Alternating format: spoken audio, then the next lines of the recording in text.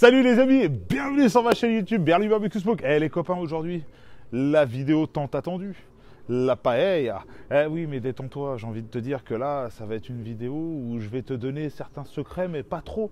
Bah bien sûr, moi c'est la paella que je fais, et je peux pas te donner. Je suis obligé de garder quelques tips pour ma gueule, tu vois. Donc alors, j'ai envie de te dire tout de suite, je vais détendre les détracteurs. Ah, détends-toi, ça va bien se passer, prends ta verveine. Ah, je sais que tu l'aimes bien, ça là. Hein, parce que ça va pas être la vraie paella. La paella.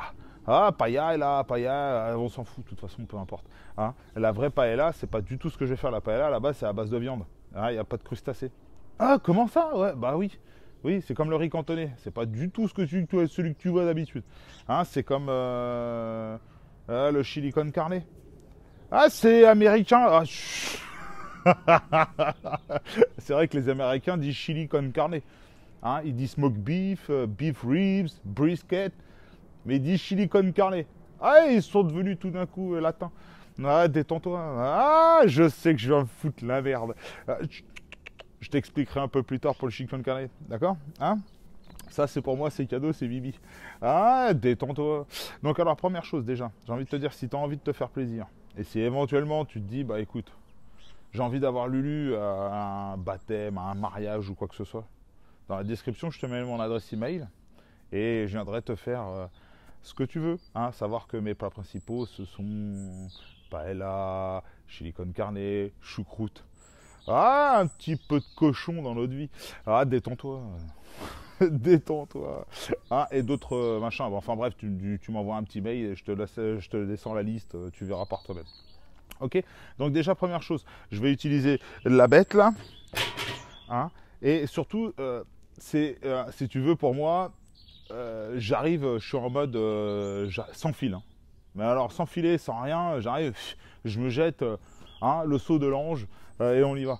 Ah, tu m'as compris, parce que moi d'habitude, j'ai pas l'habitude de travailler sur ce genre de choses, parce que ça, je l'ai acheté exprès pour toi. Hein. Exprès pour toi, parce que alors, moi j'ai pas l'habitude de travailler, tu vois, il est tout neuf. Bon, je l'ai un petit peu culotté, machin et tout, mais j'ai pas l'habitude de travailler là-dessus. Ah, d'habitude je travaille sur des pains un peu plus gros, parce que la paella, le vrai problème de la paella, c'est qu'en fin de compte, normalement tu es censé faire sur quelque chose de grand, enfin grand, au moins 60 cm, et où tu peux, et je t'expliquerai ça au fur et à mesure, écarter tes ingrédients pour laisser le centre, parce que c'est le centre en fin de compte qui cuit, qui vient mettre en route ta paella. Ah, parce que d'habitude je travaille sur ce genre de choses. Et encore, c'est tout petit. Ah, bah oui, il est tout petit celui-là, tu te doutes bien que je vais encore plus grand. Ah, et voilà. Hein, comment t'expliquer que... Bah ouais, je suis un peu dans la merde. Tu m'as mis dans la merde, parce que tu veux que je te fasse ça au barbecue. Bah ouais. Hein? C'est vraiment parce que je t'aime. Bon, maintenant, on va passer aux choses sérieuses. Et comme je l'ai dit, la paella que je vais te présenter, c'est pas la vraie paella. C'est une paella française. La paella, ouais, il y a ça, il y a ci, il y a cela, il y a machin, ceci, cela. C'est comme les, toi au Japon, les Maki California. Ah bah, ça veut dire ce que ça veut dire. Maki California. Hein, bon, bref, tu m'as compris. C'est toujours, de toute façon, un truc pour éviter de faire peur à l'Occident, machin. Bon, hein, on va pas rentrer dans les détails. Tu m'as compris, donc maintenant t'en as rien à foutre, je me doute, hein, et tu as entièrement raison, le but c'est de passer à la paella. Donc ça va être une paella entre 4 et 5 personnes. C'est quoi, allez, 5 personnes, dis-toi sur 5 personnes. Donc première chose, on va utiliser le vortex. Et là tu vas me dire, le vortex, Lulu, c'est quoi? Bah le vortex c'est ça. C'est ça. J'ai même pas, franchement, en algèbre ou en géométrie ou quoi que ce soit, j'en ai rien à foutre, peu importe, j'ai toujours été naze, donc voilà. C'est un cylindre pyramidal. Détends-toi, c'est bon, on est là pour rigoler. C'est un cône. C'est un cône. Ah, détends-toi, hein, Doc Gynéco. Hein? Oh Vanessa, je pense à toi. Ah, détends-toi. Bon, alors, franchement, faut que j'arrête. Donc du coup, si j'utilise celui-ci, c'est parce qu'en fin de compte, le but de ça, ça va être justement de concentrer, je te montre, la chaleur au centre, d'accord? Mais ça, tu vas comprendre pourquoi. Donc, niveau charbon, On va partir sur de la... Bon, on va partir sur du charbon compressé, tout simplement. Hein, ça sera suffisant parce qu'on va chercher aussi une cuisson longue. Ok. Bon, on démarre la bête là et on voit ce que ça donne. Ok. Allez, c'est parti. Maintenant que notre charbon est bien rouge vif, hein, tout ce qu'on recherche, je vais la poser tout simplement dans le vortex. Et bien évidemment, tous les ingrédients seront dans la description. Hein, quand tu ouvres la vidéo, machin, tu as une petite flèche, tu cliques dessus, hop, dans la description. Tu vas voir ce que ça donne. Ok. Et il y a mon adresse mail, bien évidemment. Ah, je me fais un peu de pub, hein. Faut bien qu'à un moment donné, je mange un peu. Détends-toi. Hein. C'est pas avec ce qu'on me donne que je vais manger quelque chose. C'est bon, c'est cadeau. Tu peux essayer de m'aider un petit peu. Ah, allez, c'est cadeau. Allez, regarde. On a posé la grille. Alors, attention, quand je dis j'appose la grille, te prends pas la tête. Oui, mais j'ai pas la même grille, j'ai machin. On s'en fout de l'histoire de la grille. Si tu enlèves ta grille, tu mets ton charbon, tu reposes ta grille, c'est tout. Là, l'avantage, c'est qu'elle est amovible. Bon, voilà, te prends pas la tête. Non, je vais pas le mettre tout de suite parce que tu sais quoi, on va penser un peu à la décoration. Et pour la décoration, on va utiliser un poivron rouge. Et pour ça, je le mets directement sur la flamme.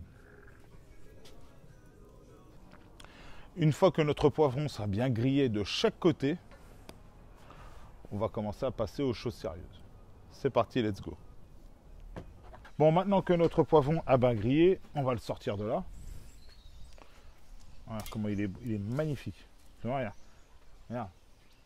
C'est-à-dire, ah, mais il est grillé, les machins. Ne t'inquiète pas, c'est normal. Oh putain. Ne t'inquiète pas, c'est normal. Putain, il s'est marré le bordel. Oh, l'autre, il y a un maman qui rigole derrière. Ah, détends-toi, il y a la patronne qui est là en mode ça te fait rire. Ouais, moi ça me fait pas rire.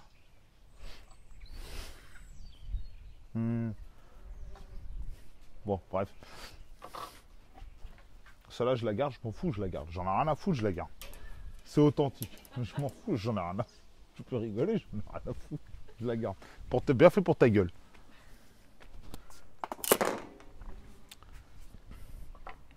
On va utiliser notre poêle à paella.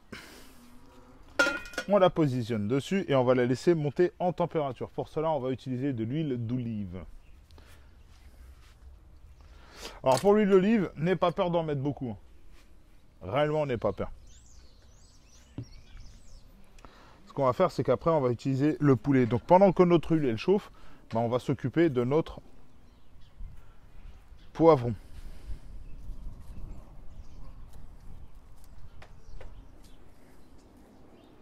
Hop.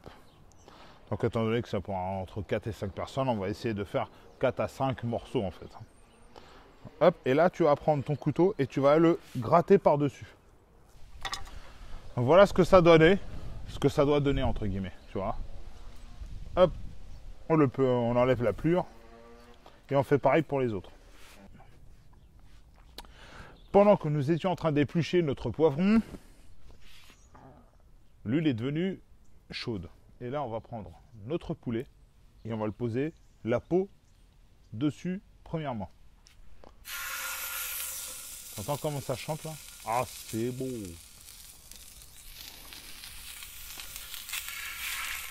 Alors, je t'ai pas donné toutes les étapes. Faut savoir que normalement, si tu veux faire une vraie paella, tu dois faire en sorte que ton poêle doit être le plus droit possible. Donc, normalement, tu es censé utiliser un niveau. J'ai envie de te dire que je vais pas t'emmerder avec ça, machin et tout. Hein. On va pas se prendre la tête. Là, on n'est pas en mode banquet et autres. Fais en sorte que tout se passe bien. Là, tu es en mode je fais ça au barbecue, entre copains. Détendons-nous. Voilà. Donc, on va laisser tout ça dorer. Le temps de nettoyer un peu notre plan de travail. Et on passe à la suite. C'est parti, let's go. Là, on va utiliser l'assaisonnement. Quand je dis l'assaisonnement, un peu de sel de Guérande, bien évidemment, un petit rappel à madame. Voilà, je veux dire, tu sais quoi, je devrais avoir une face. Je te jure, je devrais avoir une caméra, l'hôtel est là.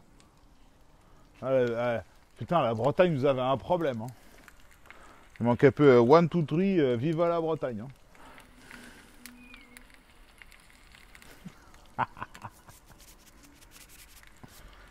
Vive la Bretagne. Hop. Tac. Et on va laisser bien rissoler, que ça devienne bien doré. Donc notre poulet a bien doré. C'est parfait. Là, je vais te montrer. Voilà. Notre poulet a bien doré. Étant donné que j'ai pas la place, parce que normalement une paella, tu es censé les mettre sur les côtés, machin et tout. Pour ça, je te dis que normalement je centre le foyer au milieu, mais bon, étant donné qu'il n'y a pas cette place, faut trouver une alternative. Donc je dégage la viande, c'est préférable.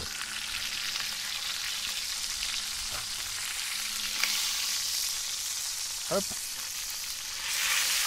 Ça c'est parfait, il y a des sucs de cuisson là, c'est magnifique. Là la paella va avoir du goût. Donc dans ces cas-là, ce que je fais, c'est que je prends oignon, ail,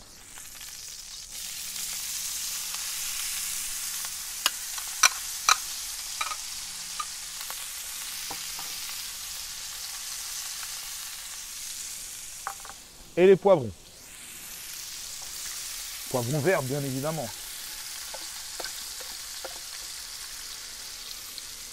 Alors, je le dis et je le répète, hein, ce n'est pas la vraie paella. Hein. Là, j'en profite en mélangeant, je frotte le fond de ma gamelle pour récupérer un maximum de sucre de cuisson. C'est très important. C'est ce qui fait le goût de ta paella. C'est vraiment l'ensemble de tous tes ingrédients mélangés que tu as fait étape à étape, step by step, qui va faire en sorte que tu as vraiment quelque chose d'intéressant. Au niveau de la cuisson du poulet, pour qu'il soit bien doré, j'ai mis à peu près un quart d'heure, 20 minutes. D'accord? Vraiment de chaque côté, je l'ai retourné relativement plusieurs fois pour histoire que vraiment il soit bien, qu'il y ait une belle croûte, tu vois. Ouais, toi, j'ai envie de te dire, écoute. T'entends? Tu vois? Une belle croûte, tu vois. Quelque chose qui va être intéressant, parce qu'après, ce qu'on va faire, c'est qu'on va le positionner dessus et ça va cuire à l'ébullition. À légère ébullition, bien évidemment. Bah écoute, dès que ça commence à devenir fondant, hein, et croquant, hein, tu m'as compris, hein, on passe à la suite. C'est parti. Maintenant que nos poivrons, nos oignons et l'ail ont bien sué, vraiment bien imprégné de sucre de cuisson de notre poulet. Ah, c'est magnifique maintenant. Hein. Ah, c'est parfait. On va y ajouter du concassé de tomates.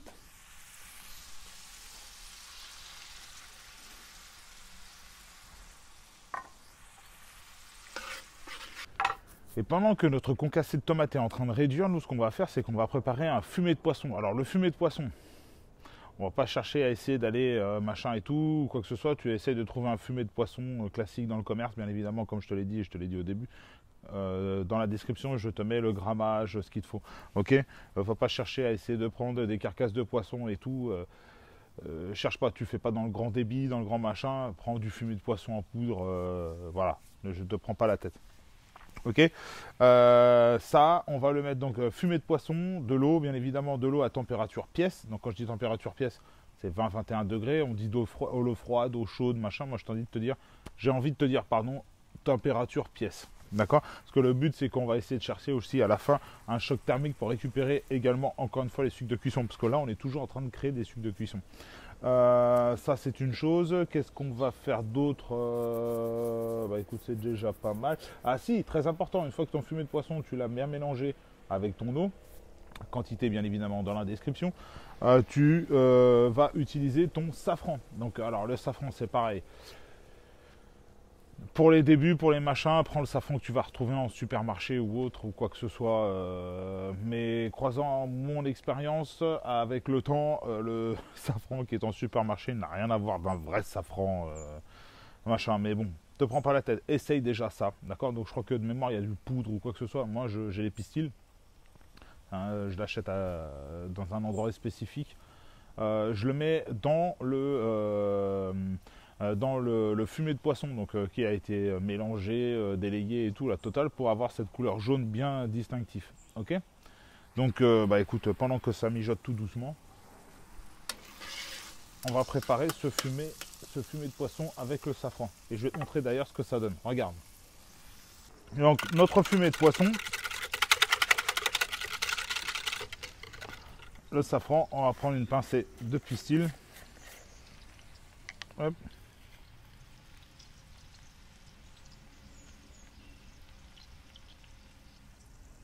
Tac, et tu vas voir que tout de suite, ton fumet va prendre une couleur assez jaune.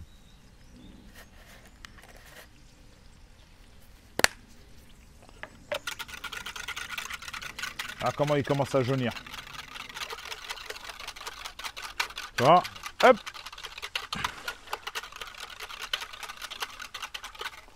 Voilà.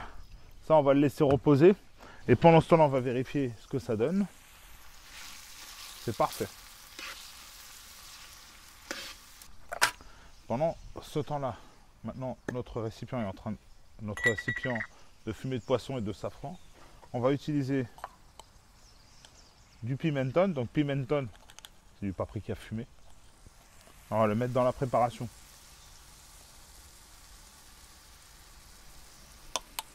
Très important.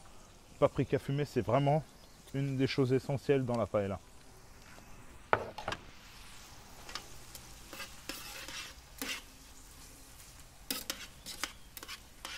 Si tu n'es pas très chorizo ou autre, ça va apporter ce goût, mais sans le piquant. Tu vois? Maintenant que tout est préparé, qu'on est bien, on est tranquille, hein, on va utiliser le riz. Donc le riz en quantité, bien évidemment, dans la description. Hop, riz spécial paella. Alors, le riz spécial paella, tu as celui de Carrefour, de machin, enfin je dis Carrefour, supermarché et tout. Fais le test avec celui-ci. Mais normalement, c'est un riz bien spécifique. Enfin, c'est un riz citron en fait. Hein. Là, ce qu'on va faire, c'est qu'on va vraiment éclater les fibres du riz en faisant... En fait, c'est ce qu'on appelle une préparation à sec, en fait, entre guillemets. Très important, quand tu fais ce genre de plat, donc la paella, le but, à chaque fois que tu as terminé, fais en sorte que ce soit le plus plat possible. D'accord? Le plus plat, parce que le but, ce qu'on va arriver, c'est on va essayer d'aller chercher ce qu'on appelle le socarat. Le socarat, en fin de compte, c'est cette caramélisation qu'on va retrouver à la fin. Il y a beaucoup de gens qui vont dire, oui, mais c'est cramé. Non, non, non, non, non. C'est cramé parce que c'est noir, machin, que tu n'as pas maîtrisé. Mais le socarat, mon ami, c'est ce qui est le meilleur dans la paella. C'est le meilleur. Donc tu vois, rien, ça commence à bouillir tranquillement, Le riz a bien été mélangé avec les tomates, le poivron, les oignons, l'ail. Toi, on commence à avoir quelque chose de sympa. Et comme je te disais, très important, avoir quelque chose le plus plat possible. Donc tu cherches vraiment à bien étaler. Donc tu vois. Bon, normalement, j'utilise pas ce genre d'ustensile, c'est pas une pince parce que là, j'ai dit, là c'est pour moi, c'est sans filet. Hein. Le barbecue, habituellement, c'est pas celui-là que j'utilise, et encore moins avec cette taille de plat.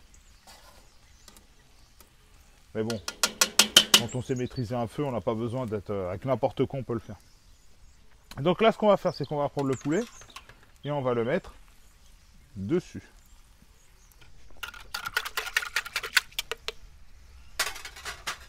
On y verse notre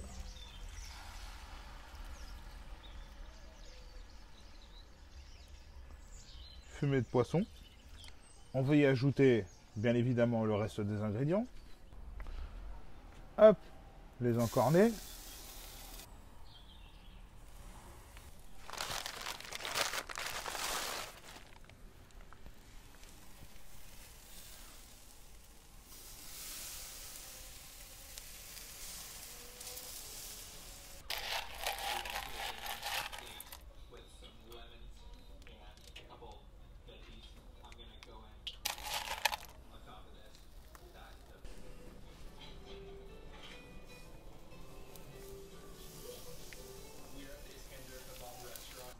T'as vu? Ça a de la gueule. Hein. Ah, c'est pas mal, hein, tu vois, ça commence. Alors, c'est en fait le plus important, c'est à la fin, c'est la présentation. Tu vois, j'ai mis les langoustines, je les ai mis sur les côtés parce qu'elles sont déjà cuites, donc je vais pas les mettre dedans à bouillir, machin, je préfère les laisser dessus. Au pire, elles se réchauffent avec la cuisson. À la fin, j'ai saupoudré une épice. Une épice, bien évidemment, je te le mets dans la description. C'est une épice à base de muscade, d'ail, de poivre, de paprika. Voilà. Mais je te mets pas tout dessus parce que bon, faut bien laisser le côté magique de Lulu. Non, en fait, si tu sais quoi, je te la laisse. C'est pour moi, c'est cadeau. Tu sais quoi, j'ai rien à cacher, je m'en fous. Un peu importe. Donc là, ce qu'on va faire maintenant que c'est en train de partir à ébullition, on ferme Et là, tu laisses et tu observes. Très important, il faut observer. Et il faut laisser observer, c'est-à-dire que le riz doit venir absorber ton eau. D'accord, tout le fumé va venir, il va s'évaporer et ça va rentrer dans le riz au fur et à mesure. Voilà, j'ai les doigts dégueulasses, mais c'est des épices. D'accord, c'est très important. Ok, et là tu regardes. Et quand tu vois que tout d'un coup ça boue, machin et tout, tu dis bien, tu prends une petite cuillère légèrement pour vraiment te dire au cas où, si tu n'as pas l'habitude, tu grattes un peu sur le côté, tu dis bon, est-ce que c'est cuit ou pas. Le plus important, n'aie pas peur, parce que le sokarat, c'est ce qui est le plus important dans ta paella. C'est vraiment le plus important dans ta paella. Quand tu arriveras à ce niveau-là, je peux t'assurer que tu feras une paella. C'est incroyable, c'est incroyable. Je me vante pas, j'en ai rien à foutre. Moi, franchement, tu sais quoi, tu penses ce que tu veux, tu fais ce que tu veux, je m'en fous. Mais je peux t'assurer que toutes les personnes à qui j'ai fait cette paella, toutes les personnes à qui j'ai fait toutes les convives, tous les machins, je peux t'assurer que ce côté-là, à la fin, les gens me disaient, ouais, vas-y, laisse-les passer devant. Moi j'arrive à la fin. Mais pourquoi? Ah, mais moi ce qui m'intéresse, c'est le fond. Eh bien sûr, c'est normal, ce petit côté caramélisé, c'est le sokarat. Et le sokarat, c'est ce qu'il y a de meilleur. C'est pour ça qu'en règle générale, on fait ça sur des grands poêles à paella. Parce qu'en fait, ton riz il est vraiment aplati, ton eau est absorbée rapidement. Et là, tu as ce petit côté, quand tu le prends derrière, en dessous, c'est légèrement marron doré. Ça, c'est la vie. Je te le dis, ça, c'est la vie. Donc écoute, j'ai envie de te dire, maintenant, tu as vu tout ce qu'il y avait à faire, les étapes, on va le laisser et on va le sortir tel qu'il est, comme je te l'ai montré. Tu vas voir ce que ça donne une fois que l'eau a été bue par le riz et qu'il a été évaporé. Tu vas voir, c'est magnifique, c'est magnifique. C'est du luluberlu. Détends-toi. Ah bah oui, qu'est-ce que tu veux que je te dise, il faut bien un jour qu'à un moment donné, je me la raconte, quoi. Allez, c'est parti, let's go. Bon les copains, la paella est prête. Allez, on la sort.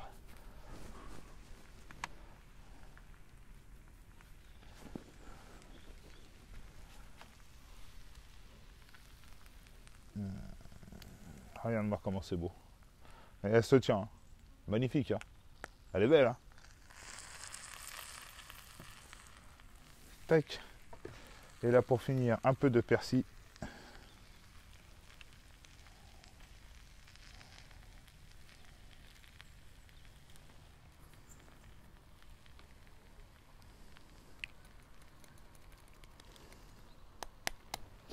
Hop. Et voilà mes amis, vous avez la recette d'une de mes paellas. Ça n'a pas été si simple, hein, parce que la faire là-dessus, je ne m'attendais pas que j'allais réussir, mais finalement, tu vois, le problème c'est que quand tu es 5 personnes, tu mets des gros morceaux, des machins, et au final, c'est faisable. Bien évidemment, je te mettrai dans la description, les liens dans la description où j'ai acheté le poêlon, là, que tu puisses le reproduire, hein, tout simplement, avec ce poêlon, si tu n'as pas ce type de poêlon. Et tu vois, regarde, ça se tient. Hein. Bon, je peux pas, parce qu'après, il y a les moules, elles vont se barrer, mais bon, tu vois. Ça se tient, il n'y a pas de souci là-dessus. Ok. Donc voilà, surtout n'oublie pas de te régaler. Si tu veux avoir la vraie recette de la vraie, mais la vraie, là cette fois-ci je te sors la vraie. Hein. Mais ça ne sera pas sur ça, hein. Je te ferai ça en grandeur nature cette fois-ci. Comme ça tu verras vraiment comment j'utilise les ustensiles, comment écarter chaque viande, chaque morceau. Bah écoute, tu me le mets dans la description. Et allez, on va dire, tu sais quoi, on va se lancer un défi. À 50 pouces bleus, j'ai bien dit 50 pouces bleus sous la vidéo, je te sors la vidéo de la paella, mais la vraie, l'unique. Et si tu es sage, je te ferai la variante, la fideuà. Mais ça, c'est cadeau. Ok? Surtout, tu me lâches un pouce bleu. Bien évidemment, un petit commentaire pour me dire la vidéo si t'as plu, la vidéo si elle t'a plu.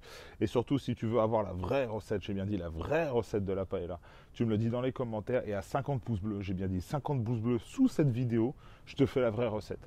Et en même temps, je te ferai l'équivalent de la paella, la fideuà. Mais on verra ça plus tard. Ok? Allez, je vous embrasse. Gros bisous les copains. Sur cette belle parole, je te laisse parce que moi j'ai faim. J'ai la dalle. Allez, ciao.